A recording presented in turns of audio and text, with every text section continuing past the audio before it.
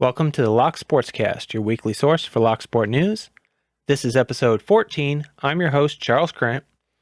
In today's episode, Bowley is working on a new lock cylinder, a new book on picking for emergency service professionals, more lockpicking criminals, a few Labor Day deals, and details on Alex Hu's MadAussieChallenge and other giveaways.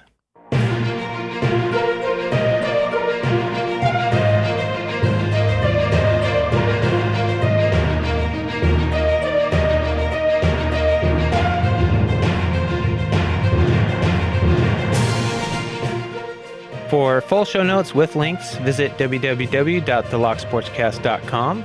You can find this show on most podcast apps, YouTube, and at thelocksportscast.com. All right, so let's get started with the news here. This one is a little old. It's actually from August 29th, but I missed it on the last episode. Bowley Lock Company posted on their Twitter account that they're working on a new core to fit smaller formats. Not sure if they will release it for sale or not, but they shared some pictures, so I will have a link to their Twitter account and the first post in that series, and that'll be in the show notes. All right, and then several people shared a story with me that was actually on different sites, but it all appears to come from this one press release entitled, "InventHelp Inventor Develops Compact Lockpick for the Hotel Industry." September 1st, 2020 is the date on it, and it starts off, "I work for the hotel security industry, and I thought there could be a better tool for releasing an engaged night latch," said an inventor from Huntington Beach, California. "So I invented the Night Latch Wizard." The inventor described the invention design. "My compact and durable design can be easily accessed by security officers when needed. The patent-pending invention provides an external way to open a swing bar door guard on a hotel room door. In doing so, it offers a compact alternative to traditional tools. As a result, it can be carried in a pocket, and it helps resist damage. The invention features a simple design that is convenient and easy to use, so it is ideal for the hotel industry, security, law enforcement, and locksmiths. Additionally, a prototype is available." It gives very little information about the product. That's all you get. And I did a search for the name of the product online, and all I can find is multiple different news sites, I guess you would call them, that picked up this press release and redistributed it. All right, there's a new book on tactical lockpicking for emergency service professionals. The author is Pat Watson of Uncensored Tactical, and he recently released a new practical guide to lockpicking for EMTs, firefighters, and other first responders.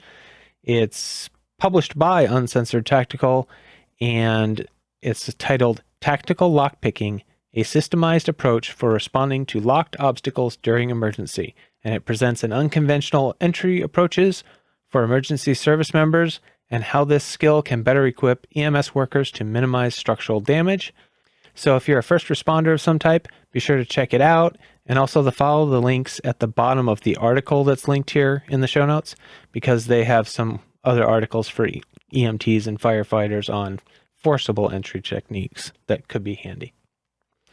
And in another story out of Ontario that will kind of lead into the lockpicking criminals section, an Ontario museum, District Heritage Museum, published they published a segment called "A Heritage Moment," and this one started off at reading, "Unlocking the secrets behind history and protecting the collection is part of museum work. With the second break-in within a month at Heritage Museum, we were inspired to write about locks." And then it goes on to give brief history from way back, the very beginning days, Egypt and all that, up through a little more current times. It's a very light history. It doesn't go into depth, but it's an interesting article, so I'll have that in the show notes. And now we'll get on to the real lockpicking criminal stories. In Williamston, South Carolina, police are asking for help identifying and locating two suspects after a burglary and safecracking occurred at an area Burger King. There's not much information. There is some pictures from security camera footage. I'm not sure what method they were using to try and crack the safe, but it's probably a forcible entry method. Either that or they were former employees that knew the combo, one of the two. In Logan, Utah, we have man accused of stealing firearms from local store was charged.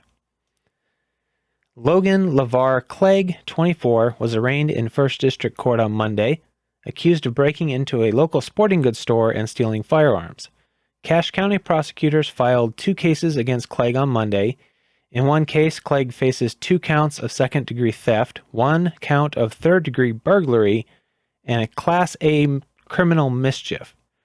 In another case, Clegg has been charged with Class A failure to stop at command of law enforcement, Class A carrying a concealed loaded firearm, and 2 additional Class B misdemeanors.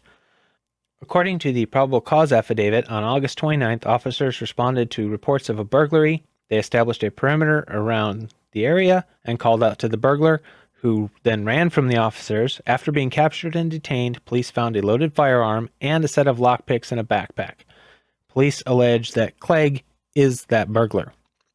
During Clegg's court appearance, prosecutor Griffin Hazard told the court the gun found in the pack was believed to have been stolen from Al's Sporting Goods in a theft that took place over a month ago. In that theft, the burglar pried open the doors of the store, smashed display cases, and stole 2 handguns. It appeared those handguns were specifically targeted. The serial number of the handgun found in the pack is alleged to match that of a handgun stolen from Al's, according to Hazard. The second stolen handgun was seized by police in Salt Lake City while in Clegg's possession. So evidently he's been busted with both of the stolen guns. Clegg was booked into the Cache County Jail on August 29th, where he is currently being held on $26,000 bail, and the judge ordered Clegg to not leave Utah if bail was posted. Now we move on to Rittman, Ohio. 2 arrested after chase through cornfields in Wayne County. The officer tried to stop a motorist for speeding. The driver fled, drove through 2 cornfields to try to get away before eventually stopping near a creek. The driver and passenger ran from the car. The driver was caught minutes later. Officers seized $3,000 in cash, lock-picking tools, a gun case, loaded magazines, methamphetamine pipes, marijuana, and suspected fentanyl from inside the stolen vehicle, a 2020 Volkswagen SUV. A police officer and his canine partner later searched the field and found a pistol alleged to have been thrown away by the driver, 31-year-old Tyler Krastowski of Worcester. Krastowski is a felon with a criminal record. He did not have a driver's license and had a warrant out for his arrest by the Ohio State Patrol. The passenger, 23-year-old Trevor McKinney of Ravenna, was charged with obstructing official business. Now in Canada, increased reports of bold bike thieves in Toronto and Vancouver as used bike prices climb. The COVID crisis has evidently led to increased bike sales as a safe and socially distant mode of transit and exercise. This has led to inflated used bike prices as sellers take advantage of the boom in sales. And in Vancouver, a bike thief was photographed walking near Columbia Street and Walter Howick Avenue at about 8:30 a.m. in bright daylight, holding a bike still secured to a metal rack. Photographed from afar, the thief appears to have unscrewed or ripped the bike rack out of the ground and just walked away with it. He did later abandon it because he got nervous, and the owner got it back. In Toronto, security cameras captured 2 would-be bike thieves whipping out power tools in a private garage beneath a downtown condo building. Luckily, the dynamic duo were unable to get their power tools working before security came along and scared them off. And this was shared with me as a way to point out that, if they can't pick the locks, thieves will quite often find another way.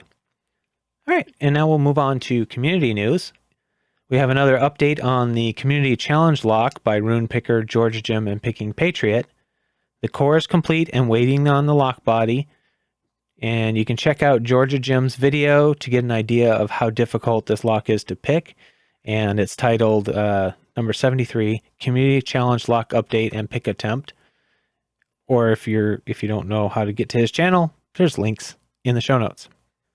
All right, and in karate belts this week, No new black belts to announce, but I decided to kind of troll the Lockpickers United Discord a little bit and look for people who had been ranked up to purple or higher.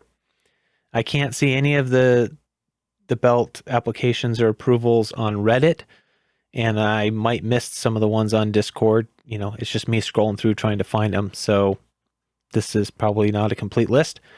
But if you decide, if you've gotten a purple belt or higher ranking and you want me to share that with the audience, just let me know and I'll announce it here. Purple or higher is an amazing achievement, and I think it deserves, some recognition. So in this last week, we had Craig 2.0 earned his purple belt, Rune Picker earned his brown belt, and I don't know how to pronounce this one. Mokdtex, I don't know. Mokdtex. He has a YouTube channel, by the way, and he's earned his red belt. Now, I'd like to take a quick break and say thank you to everyone that has contributed to this episode. The executive producers are my Patreon subscribers, Medler, Panda Frog, and Michael Gilchrist. And I will have links to all of their YouTube channels in the show notes if you're not already subscribed. And the content producers for this episode, we have Rune Picker, who has a YouTube channel, so check him out, Alex Hu, and then Redheaded Lockpicker and Jonathan LePage, both of who are fairly new to YouTube and could really use some more subs, so please go check them out. If it weren't for Redheaded Lockpicker, especially, these last couple episodes would have been really thin. He has been sending me emails with lots of links in them, really helping me while I'm having to work a lot of hours. So please go check out Redheaded Lockpicker and Jonathan LePage. They both have low sub counts at the moment because they're very new and could really use some support, just like they've been helping support this podcast. If you value the podcast, please go show them some support. And remember, the show is only possible because of the information provided by the community. So if you value the podcast, please help support it by sending in your news, links, events, giveaways, anything you've got. Maybe you're doing a group buy. If you're trying to arrange a group buy or anything that you think could benefit the community or you could use some help from the community, send it my way and let me announce it on the podcast. You can send any of that information to podcast@thelocksportscast.com or to any of the other contact methods that are listed in the show notes, or you can go to support.thelocksportscast.com and find all my contact information there. Don't forget to share the podcast with your lockpicking friends. You can leave a review on your favorite podcasting platform or leave a comment and a thumbs up on YouTube, and there's always Patreon or PayPal. You may have noticed that I moved the news of lockpicking criminals a little further towards the end of the news segment. I felt it was just given too much emphasis at the beginning of the show and was putting too much of a highlight on the criminal aspect. I want to put more of an emphasis on the sport and community, the legal stuff. But I'm leaving them in there because several of you seem to enjoy that segment. All right, and we've got some Labor Day sales going on that you should still be able to get in on by the time you hear this podcast. So let's go through them here. We've got Southward is having a Labor Day sale. It's running through Tuesday the 8th. You can receive 20% off of selected items if you go to southward.com and add any of the Labor Day sale items to your cart, and then you put in the code LABOR-DAY20 in the discount field at checkout to apply the discount to those items. And any of these codes I'll put in the show notes so that you can just kind of copy and paste if you're worried about spelling. Peterson's is also having a Labor Day sale, 10% off everything, even off the items found in the, quote, 4th of July sale continues, unquote, listing. The code is UX71R060W2. Again, it'll be in the show notes. It expires on the 9th. The minimum purchase required is $30. And they remind you again, you might want to check out our July super sales continues. 10% off of those deals they claim should be incredible. And you can go to thinkpeterson.com to get those deals. And just a note, I don't get anything out of all of these. This show is not sponsored by any of these people, and I get nothing out of this. This is just stuff that I found or was shared with me that I think you guys could benefit from. And it appears that Lockpickers United have a discount code from Multipick. The promo code is LPU Rocks with a Z 2020. It's active for orders over 75 euros until September 30th and gives you a 4% discount. And at the end of last month, Law Lock Tools posted several discount codes on their Instagram. They didn't state an expiration date on the posts, so I don't know. They could be already expired. They might not be. But I'll link the Instagram account in the show notes so that you can check those out in case you're wanting to order something from Law Lock Tools. You can see if those codes will work. And if we move on to giveaways, I want to start out this time with Alex Who's MadAussieChallenge. He sent me an email to fill me in on what's going on here, and I'll just kind of read what he wrote. He says, I don't have a YouTube channel and I don't want one, but I've decided to run a challenge anyway. A few people have mentioned that Locksport videos have become a little stale. I like crafting things and decided to include others in my misery. I decided to string a few projects together into a competition. I don't have a channel to broadcast the challenges. This makes things a little problematic. I'll be running a series of challenges. Some are lockpicking challenges, others are crafting challenges. Primarily, I was only doing this for some Aussie pickers, but I've decided to open it up to anyone anywhere. The challenges will get progressively harder as time goes on. As I don't have a channel and notification at the start will be a little hectic, I will allow 1 week extension for anyone not already in the group for the first week's challenge. Completion of week 1 challenge earns 1 entry into my grand prize. Completion of week 2 earns 2 entries. Completion of week 3, well, you get the drift. Harder challenges earn more entries. These are completion challenges, not time trials. So don't think you can't enter because you think your time will be slow. Typically, you will have 1 week to complete. The last one will be harder, and I will allow 10 days and include 2 weekends. I haven't settled on the major prize yet. At the moment, I have 2 red/black belt locks put aside. This may change if I find something else interesting by the end of the competition. An overseas winner will probably also find a couple of Lockwoods in there too. If someone from overseas wins, I will post overseas. The week 1 challenge is in a vise, SPP a C4 keyway upside down with your off hand, which means right-handed people pick with your left, left-handed people pick with your right, and obviously the tension tool needs to be held in your dominant hand. And he says, I will be checking your older videos, so no cheating.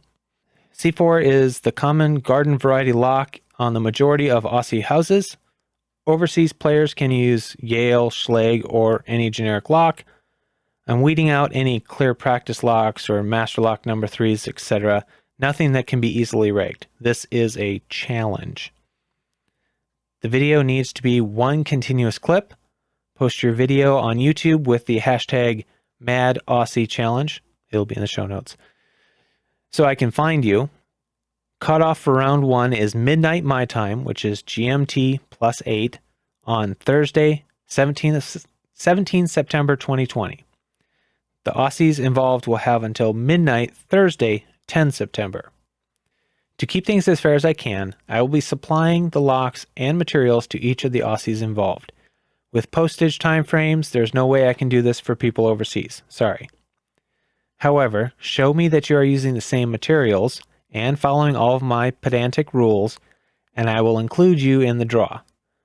Aussies involved in the challenge are Down Under Monkey, Sean Pat, Keyless Entry, Dark Arts Lockpicking, Funky Fast Draw Monkey, Butcher's Block. Each of these people will be hosting the upcoming week's challenge in the order listed. So, week 2's challenge will be hosted by Down Under Monkey. Week 3 by Sean, Pat, etc. Don't ask them too many questions, they are pretty much in the dark.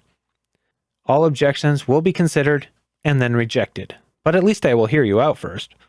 My idiotic challenge, my pedantic rules, but I'm not an ogre. I will be doing the challenges as well in the same time frames. I'm hoping that this will be educational and a bit of fun. Week 1 has already begun, but it's not too late to start. Cheers, Alex. And I'll have a link to Down Under Monkey's video on the first challenge in the show notes, so you can get over there and check that out. All right, and Lowell Forbes 1 year celebration giveaway is still running. So that's Lowell's Wild 1 year community appreciation giveaway. I'll send you over to his channel to get the rules. So I'll have a link in the show notes for the giveaway video, or you can just go to Lowell's channel and look up his video 83, hashtag Lowell's Wild 1 year community appreciation giveaway, and find the rules there. It's running through the end of September. Starlock is still running his Shout Out Monday series, where he highlights channel with fewer than 100 subscribers and tries to incentivize people to check out those videos and subscribe by doing a giveaway for Law Lock Tools. And don't forget to check out Pocket Woman's channel. She sometimes does the Shout Out Monday videos too, and they count. So make sure you get over there and subscribe to her as well. I will have a link to their channels in the show notes. Starlock is also doing the Women in Locksport giveaway, and I'll have a link to that video in the show notes. It's open to women or girls in Locksport only. Make a video. You can check out his video on it for the specifics of what that contains. I won't go into it all. And that ends on September 18th. And of course, I'm still doing my Pack Lock a Month giveaway through here and Charles Build Scrap on YouTube. The details you can find at giveaway.thelocksportscast.com or in the show notes of most episodes of the Lock Sportscast and Charles Build Scrap videos. The recent ones, because the rules changed halfway through the year. Just a reminder. Basically, you need to share stories with me or share the podcast. Make sure I know about it. And that gets you entries into my giveaway. I have 100 entries even for the month of August. I will be doing a giveaway there as soon as I get off my week of work here. I don't have much time to shoot a video on 12-hour work shifts. Remember, this podcast needs your support. You can support the show in several ways. You can send me information, anything you have that's Locksport related. Just send it in. Even if you think somebody else is going to send it anyway. If you don't think it's important, send it anyway. I'll sort through it all. I would rather have too much information than not enough. You can share the show with your lockpicking friends, and you can leave a review on your favorite podcasting app. Leave a comment and a thumbs up on YouTube. That helps discoverability on YouTube's algorithm. You can subscribe on Patreon, donate via PayPal. If you support the show, I will give you producer credit and mention you in the podcast. So if you have a YouTube channel, make sure that you give me a link. Let me know what it is. Or if you have a blog or anything like that, just let me know and I will put a link in the show notes. Thanks, and keep it legal.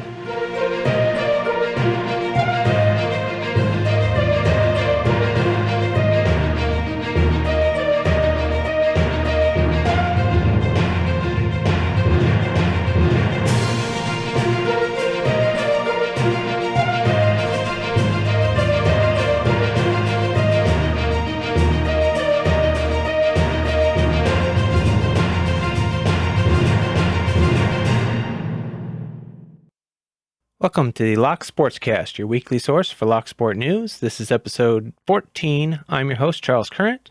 In today's episode, Bowley is working on a new lock cylinder, a new book on picking for emergency service For full show notes with links, visit thelocksportscast.com. You can find this show and most...